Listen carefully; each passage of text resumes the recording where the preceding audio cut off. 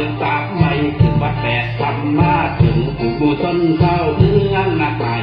ไว้อุปคุณเอาในนามของท่านแห่งแห่งมัสการงานพระเจ้าที่ขอประทานพนมนักเลี้ยงแค่ให้ไม่ยังไปมาหาคือประกุดปกเงางามที่คนด่าเทศขอฝากท่านขยายกว้างแค่ขบวนแค่แห่ผู้คนแท้ทอเอาไม่ดอกวาง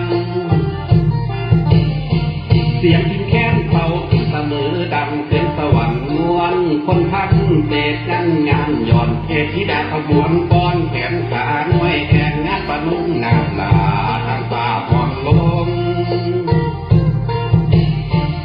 ย่อมือถวายลูกน้อมองค์เอกเนื้อหัวปรารถนาเงินคำทองสิ่งของหวังไว้คือว่าขอพ้นน้องอนุมาเทียนผู้จงลังไหล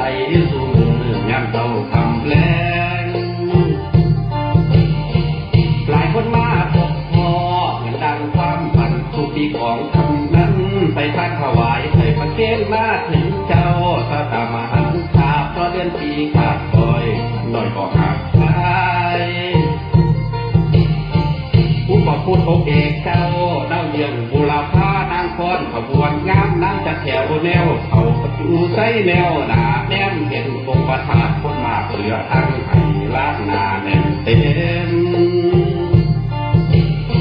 มาโหรีละท่านแสงทองของใหญ่ตูมทีเสียงน้องนั้นปัตตพี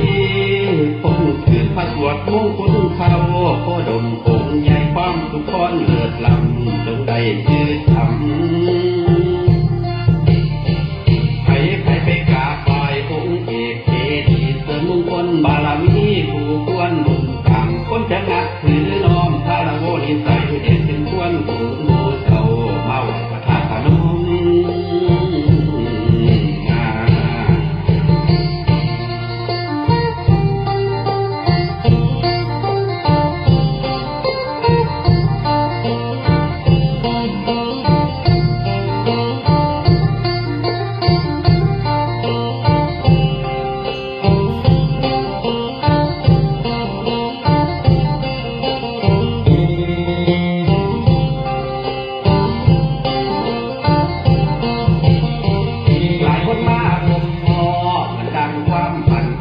ของคำนั้นไปทักถวายให้ประเคนมาถึงเจ้าตาตามหันขาเพราะเดือนปีขาดคอยหน่อยก็หักใจ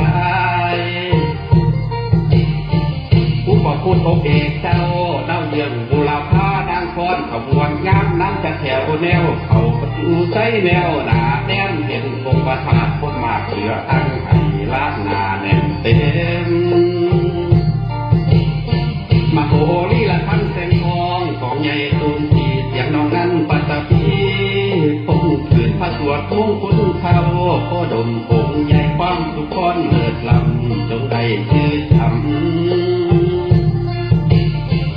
ใครไปกราบไหว้องค์เอกเทดีเสริมมงคลบารมีผู้ควรบุญต่างคนจะนับถือ